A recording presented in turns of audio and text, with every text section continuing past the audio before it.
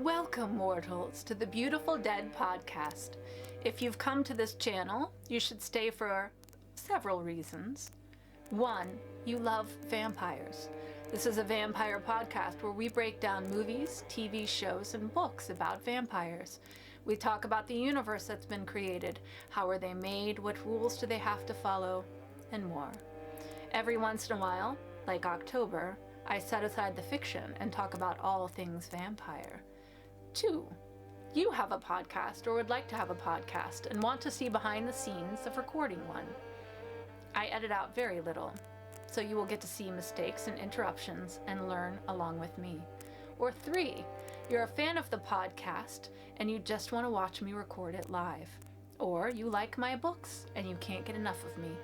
So, if you're still here, I promise it's due to your own free will, and I have not used my powers to keep you here. Now, watch the title cards and listen to the music along with the podcast. I'm gonna go get a bite, and I'll meet you back here, nice and full.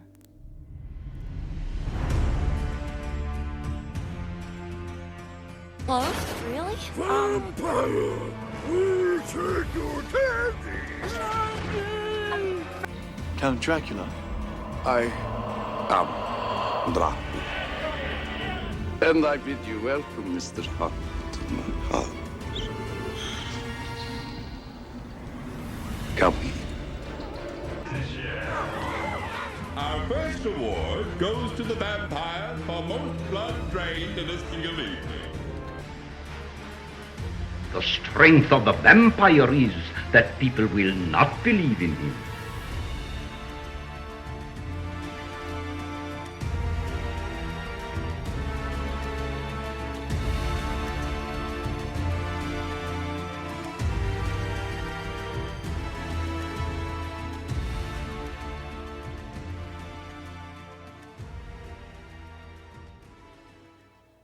Good evening, my fellow vampire lovers. The sun is going down.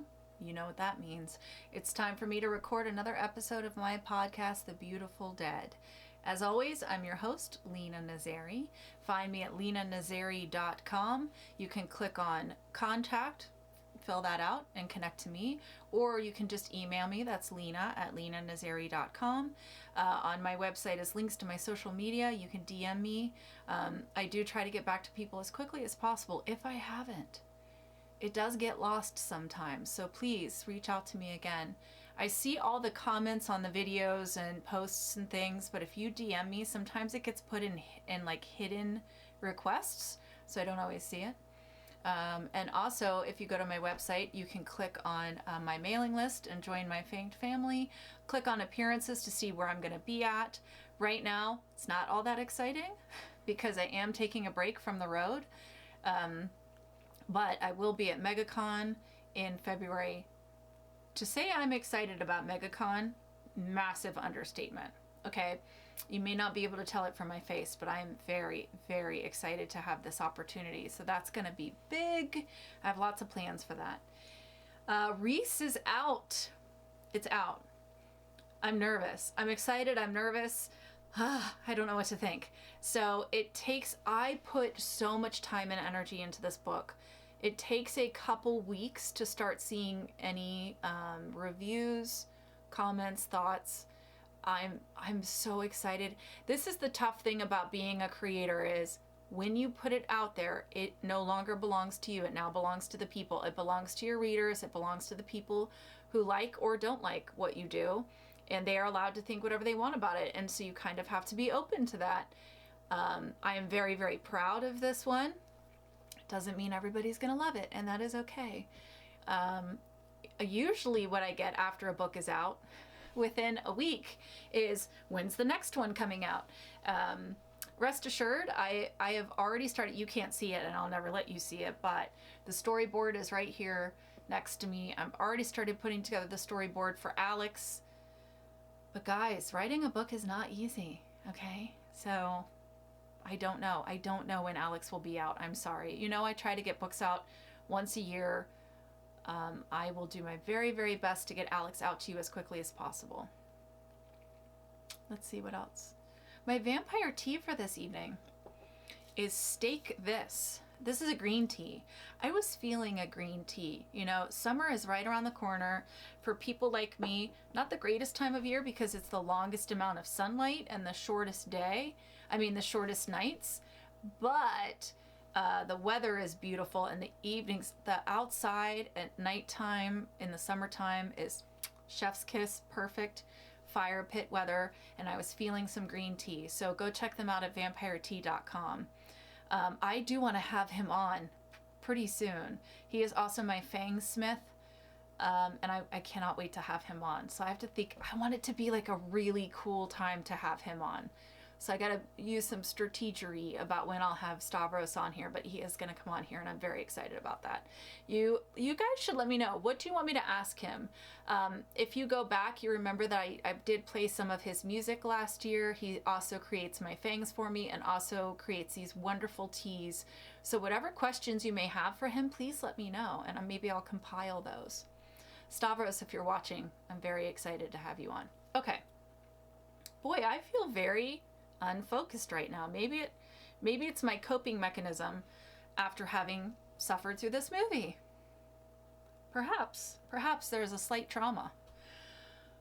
Did I talk about everything? I think so. If not, whatever, it doesn't matter. Just come watch other episodes to hear more stuff, or just ask me. Just reach out to me. You guys know I love to talk to you. All right, spoiler alert. If you've never listened to this podcast or watched this YouTube channel, I'm going to ruin everything. I'm going to tell you everything. The summary is like not too thorough. I just don't think people cared enough to actually write out a synopsis. But of course I tell you who kills who, who's turned, how are they turned, who's hooks up with who, all that good stuff. So I'm going to ruin it for you if it's even possible to ruin this movie. It ruins itself, honestly. But let's do this. Let's talk about Don't Suck, because then I never want to talk about it again. I want to lock this one away and pretend it never happened. Okay. Don't Suck, starring Matt Rife. Oh boy. Okay, quick summary. Pete, a washed-up veteran comedian, must find an opener for his upcoming comedy tour. Pete is introduced to Ethan by his girlfriend Stephanie, who convinces him to take this young comedian on tour as his opener. Things start to take a wacky turn. Wacky is a word for it. Wacky turn when Pete finds out that Ethan is a vampire. Their tour goes from cheap motels, morning DJs, dive bars, and dinners to opening up for Russell Peters' special in Vegas, all while Ethan and Pete attempt to bridge the gap between being real and then exploiting his vampirism. Oh boy. We're going to do this like a Band-Aid. We're just going to rip it off real fast, get it over with. Vampire crossovers. None of the people in this movie have ever been in other vampire movies. Thank goddess. Please, we don't want ya. The vampire universe is saying thank you, but no thank you, in the nicest way possible. Vampiric references. So somebody calls him Twilight, and he says in one of his routines that he's neither Team Edward or Team Jacob. One of the comedians calls him Count Dracula. Someone calls him Nosferatu. They do talk about coffins and stakes through the heart, so lots of plays on the stereotypes. They mention Renfield. Ethan is interviewed about his favorite vampire films, and they mention Twilight, Interview with the Vampire, and Blade. Even Elizabeth Bathory. There's a little reference for her. So there are a lot of vampiric references in this movie. I will give them that. So if you're a vampire fan, you're going to pick up on everything, okay? Poor Our Lady Elizabeth Bathory got pulled into this disaster along with our Lord Count Dracula, but I don't know. People are allowed to do whatever they want, right? We support that on this podcast. If you are a creator, you are allowed to be creative, you are allowed to do your thing, but then I'm also allowed to give you my opinion about it. So, let's break down the vampire universe of Don't Suck.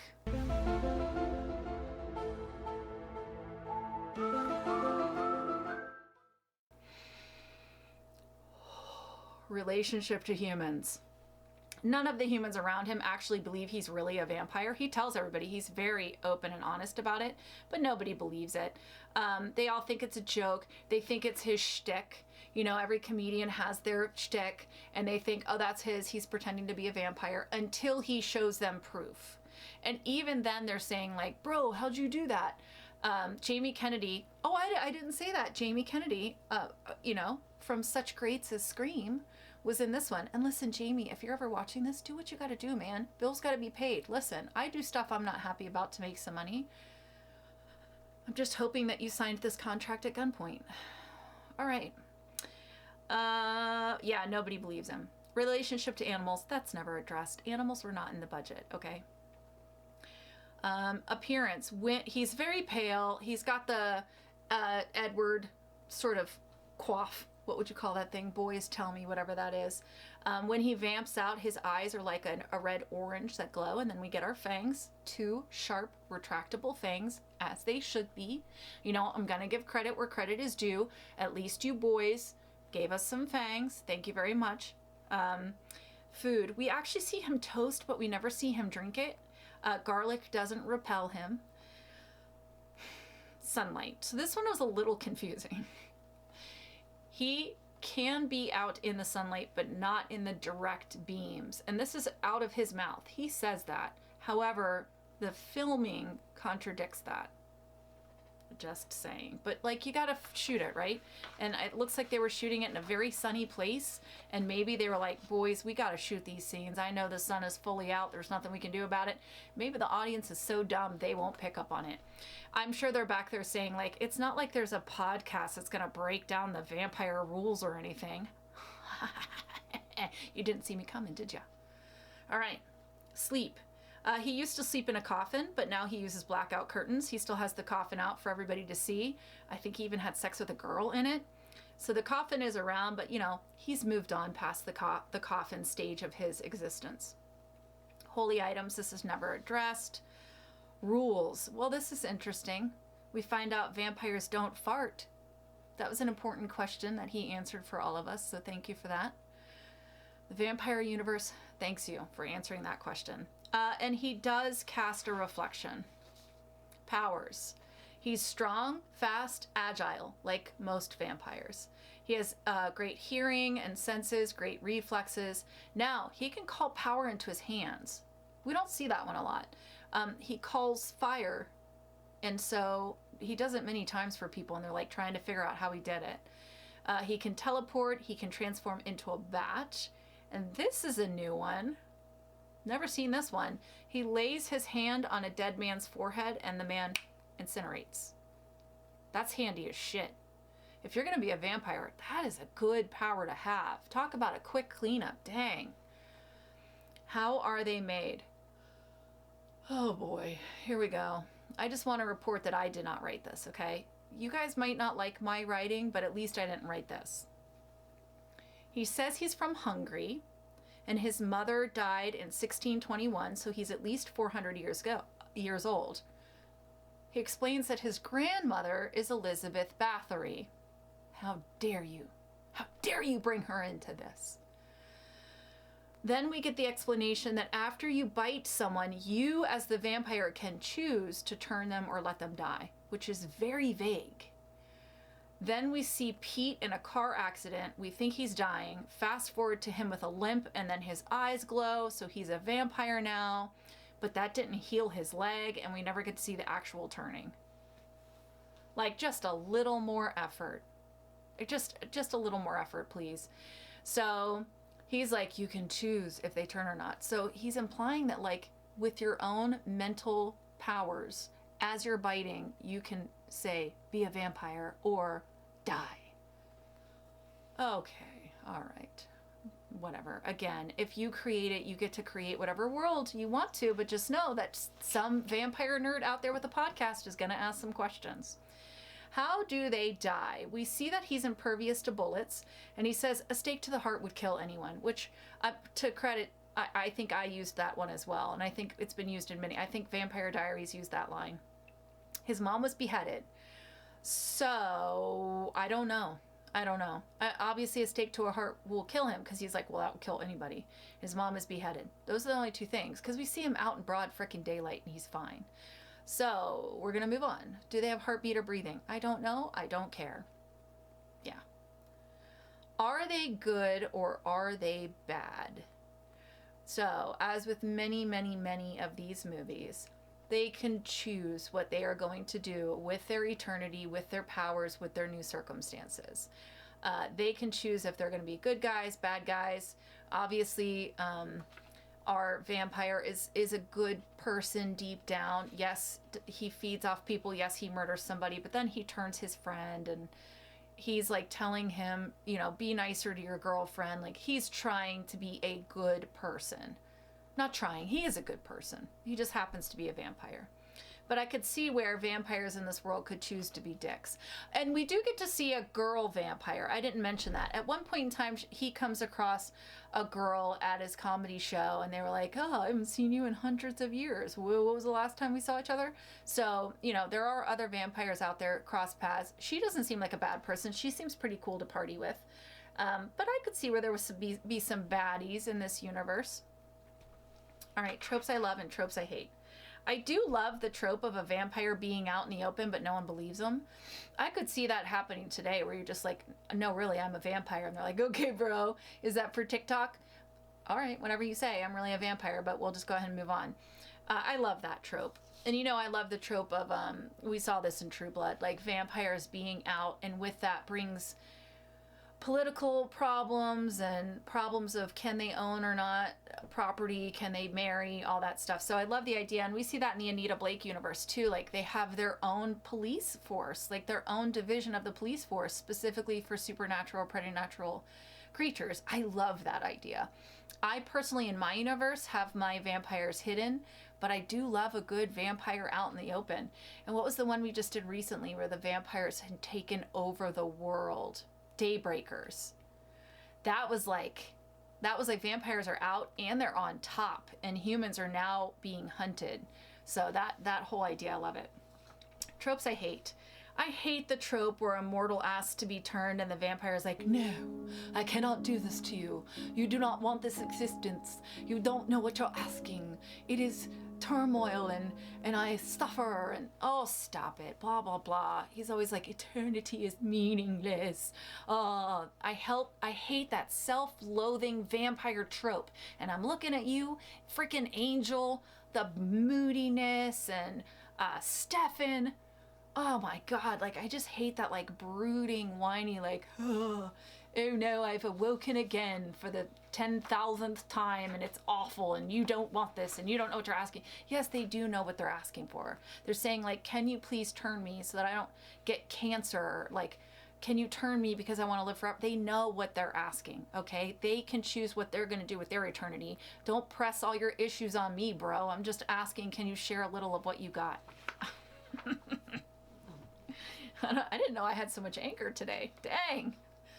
Okay, let's do it. Everybody's favorite. I think you guys really like the ratings when it's a bad movie. So you're like, oof, what's she gonna do? I'm gonna tell you. How scary or evil is the vampire of Don't Suck? Because I didn't look at the girl. She was in and out so quickly. So let's talk about him. He's fast and strong. He can turn into a bat. He can teleport. He can call fire into his hand and disintegrate your body after he feeds on you. He's really not bound by the sun, and he does seem kind of hard to kill. So even though I hated this movie, if I haven't made it clear, hated this movie, I do have to give the vampire what it's earned. So I did my calculations, pulled out my vampire calculator. 7 out of 10 stakes to the heart for scariness. I mean, even I surprised myself with that calculation. He's not evil by any means, but he does need blood. He has no issue killing. Plus, your body's never going to be found, so there's no body trail, which is very handy. And he is rich as shit. And we've talked about this before. When you have that level of wealth, you don't even have to be a vampire. You can get away with whatever you want. So now you're a vampire with all these powers and you have money. unstoppable. Unstoppable. How sexy or alluring is the vampire of Don't Suck? He has several beautiful women talk to him about how good he is in bed. So clearly he loves sex. Clearly he's very good at it. The girls hit on him constantly.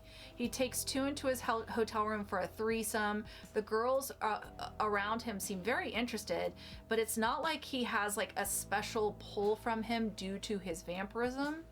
I think he is just like a young hot guy who's got money. He lives forever, young and hot, which gives him some points. So I have to ask myself, is he more sexy than scary? And again, I kind of surprised myself, and it was sort of a tie. Like, he clearly loves sex, is good at sex. He's young and good looking, and he's got lots of money. He's got charisma. There's something about him that the girls just like. Maybe it's because he's like a little bit of a weirdo and they're into that. He's like got the hot, nerdy, rich nerd thing going on. And the girls are like just talking about how great he is in bed. So, all right, 7 out of 10 onks for sexiness and allure. I don't know what to tell you. Like, he's got good ratings. It's just a shit movie. So the vampire was solid. They just didn't use it to all that they could have. The possibility was probably there. My thoughts. Oh boy. Okay. So I will give credit where credit is due. This movie brought me a phrase, which I will be using, like forever now. He said, "Don't vamp-splain me." I laughed out loud. Vamp-splaining. He's like, "I don't need your vamp-splaining." Shit! I didn't want to laugh, but I'm gonna use that. Definitely I'm gonna use that again, vamp-splaining. But this movie felt like a bunch of comedians were sitting around saying, we should make a movie. Like, what should it be about? How about vampires? Matt could be a vampire. And then they were like, this is definitely a good idea. Someone found the money and a camera, and then this happened, and we got a bunch of fart and masturbation and butthole jokes. Then we got strippers for no reason. That's what it felt like to me. Matt Rife plays the vampire. He's very dry. He's kind of oblivious. I think it's meant to show that he's not something outside of human. It's meant to show that he's not human, or he doesn't know how to be human, but it just makes him look stupid. Because unless you've been locked away for 400 years, you have learned to adapt to the world around you. You wouldn't be so awkward and naive. You've clearly been out in the world. You've been social. It's not like you were in a cave for 350 years and then you just came out and you're like, oh, I don't know how to be human. So I'm sorry, but the performance just didn't make sense to me. It just made him look stupid. And I wanted to see the actual turning. It's like a werewolf movie without a transition. If I don't get to see a transformation from man to werewolf, then what are we even doing here? Like, I want to see a cool transformation. And that's where I'm at with the vampires. Like, I need a good turning. You guys know the kind of turning I want. But it doesn't have to be that turning, but at least give us the turning. I wanted to know, if Countess Bathory is your grandmother and your mom was beheaded, is it because you're all born vampires? Or did the Countess become a vampire from feeding on the maidens? And then when your mom hit a certain age after she gave birth to you, she turned your mom? And then when you hit a certain age, she turned you? Like, I need way more story about how did Countess Bathory... How? Please, you can't just throw that name out there and not explain so much more to me. But again, you didn't expect there to be a vampire nerd paying attention. Did ya? Where have you been for the last 4 centuries? I want to know that. Why are you so oblivious and weird? How did you end up where you are now? Please explain that. And why are you turning this guy after never turning anybody ever? You gave such pushback on it. There was so much challenging. Again, and what's the backstory about the female vampire that you reconnected with? I want to know all about that. Clearly, there are other vampires out there. Did you turn her? Did your grandma turn her? Please explain to me. I just need so much more. I think that people know just enough to throw a vampire movie out there, but they don't think it through. And again, I know you don't expect someone like me to pick it apart, but we do. And I needed so much more to this story. It was like so haphazard. It was just thrown together. It felt so fast. I just was like, oh, this is just like a loose, sloppy, low effort vampire film. That's what it felt like to me. No offense, but you guys stick to comedy. Please leave horror to us. Please. I'm just asking you. And I looked at the reviews. There's two extremes. People either love it or hate it. I think the people who were raving about it were paid to, or are bots, or are friends of yours. I think the people like me, oh, I slammed into the mic again. Dang it. So unprofessional. I think the people who hated it are people like me, horror people, vampire people who watched it and were just like, oh my God. So here's what I have to say. You're welcome that I took this bullet for the team. Please don't watch it. Don't give money to it, that's for sure.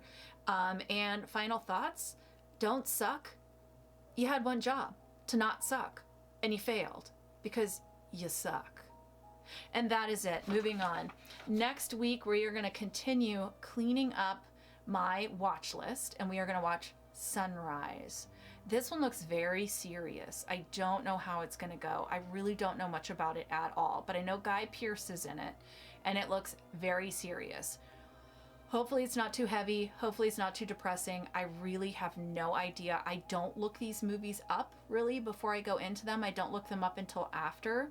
So I'm going to watch it. I'm going to come back. I'm going to let you know. Again, it's on Prime. I think all of these are Prime. All the ones this month, because it's the Prime watch list that I'm trying to clean up. It got out of control. It has become a monster, and it continues to grow every minute. So I hope that you guys go get Reese. Go get Reese, please. And if you haven't read the other books, just skip the first little portion. I can't think of the prologue. I was like, it's not epilogue. What's the opposite of epilogue? Don't read the prologue because it will ruin something for you. Skip the prologue and just start with his story. It'll say part 1, Glasgow. You can just read that. It's a prequel. Get to know Reese, and then you can go read the trilogy if you haven't. Go check it out. Let me know what you think. Please give me ideas for July. I need some ideas, but let me know what you would like to see. I love you guys. As always, I truly love you all so much. I love hearing from you, so please comment down below. On TikTok, I am done reading all of Bite Shift. I'm going to put the first video here at the end of this video. So, take a listen. But if you go to TikTok, you can listen to the entire book right now, the whole thing from beginning to end. Or if you follow me on Instagram, I've started dropping them on Instagram. I think I'm up to chapter 30 out of 83, so you have a little time to go. But I love you guys. Come back next week. Let's see what happens with Sunrise. I wish you wicked hugs and bloody kisses. Good evening.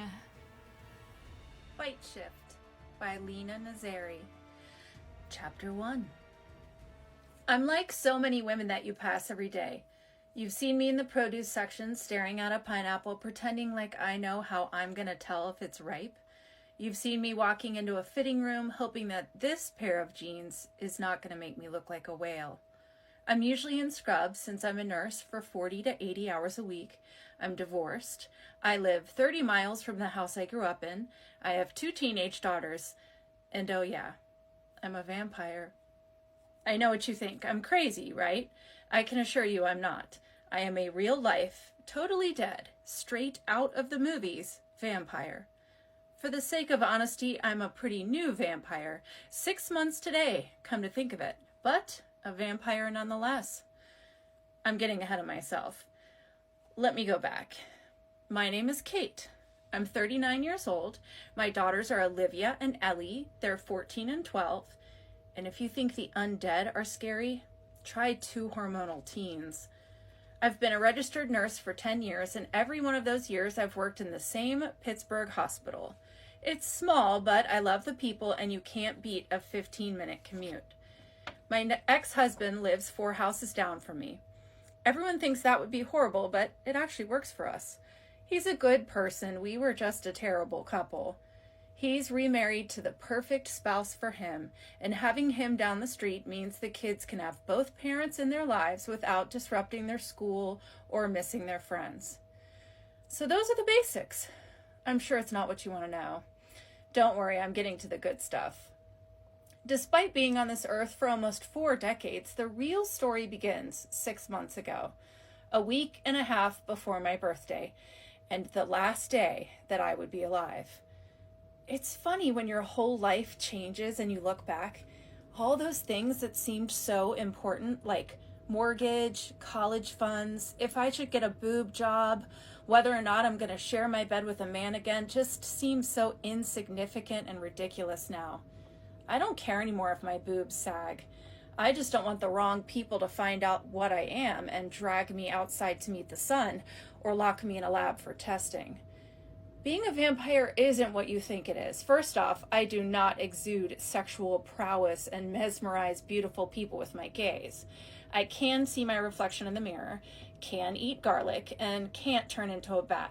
Trust me, I tried. Crosses in churches don't repel me. I won't burst into flames when sunlight touches me. That takes about 20 minutes of full exposure, but then you can use me to cook your steaks. That being said, the sun being up does make me sicker than the worst hangover and the most debilitating migraine you've ever had, with some kicks to the stomach. So it's hard to even think straight by the time Good Morning America is on. Your best bet is to just give in to the whole dusk to dawn thing. Of course, there are upsides. I'll never age, never get the flu, never have a period, and I've never looked better. All my split ends, gray roots, wrinkles, scars, and sunspots disappeared when I turned. The workout DVDs were thrown away since I will never gain a pound. Unfortunately, it also means that the last 15 pounds will never go away either. Okay, let's be honest, it's 20 pounds. But I feel like I could run a marathon, swim an ocean, and lift a car. Sounds perfect, right? You're thinking that you need to cancel that gym membership and know where the vampire sign-up sheet is immediately. Hold that thought. I'll also never lay on a tropical beach under the sun again. Never watch my daughters swim and play again. I'll miss their softball games, their matinee plays, their graduations, and the birth of their children. Oh, and don't forget, I'll also get to watch them age, fight disease, take their last breaths, and then visit their graves. Still want to join this party? The truth is, I didn't have a choice. The person who turned me did it to save me. It was the heat of the moment, and they reacted. Looking back, I still don't know if I would have chosen differently. If I had known then, would I know now? Who knows how they'd react when it really happens? Everything moves so fast and so slow when your life comes to an end. And it doesn't matter now because the choice was made and I can't be taking it back. I'm a vampire, and I just have to get used to it. As far as my kids and everyone else knows, I've developed a rare condition that makes me allergic to the sun called solar urticaria. It just takes a few reports and test results for everyone to believe it. I'm on permanent night shift, and the girls spend daylight hours with their dad. It keeps people from asking questions or giving me a hard time about not going out. Eventually, it's going to get a little suspicious that I'm not growing any older, but I have a plan. I'm going back to school online and working on my master's in nursing with a focus on education so I can just start teaching online classes. I can leave the hospital and buy myself a few more decades of making money without raising any eyebrows. So I've got the whole life thing under control for now. It's time to focus on the death thing next. I still have a lot to learn about being a vampire. The master and my maker have been teaching me some things when we have the time. Yeesh. Still getting used to saying words like maker and master. To be honest, I have all the time in the world now. Damn, it's still hard to accept that this is the journal of my life and not some fiction that I made up. All right, I'm sure you want me to get to the good stuff. The big moment, right? You want to hear how I died, how I was turned, and what it was like. The juicy bits of the story. You guys are sick.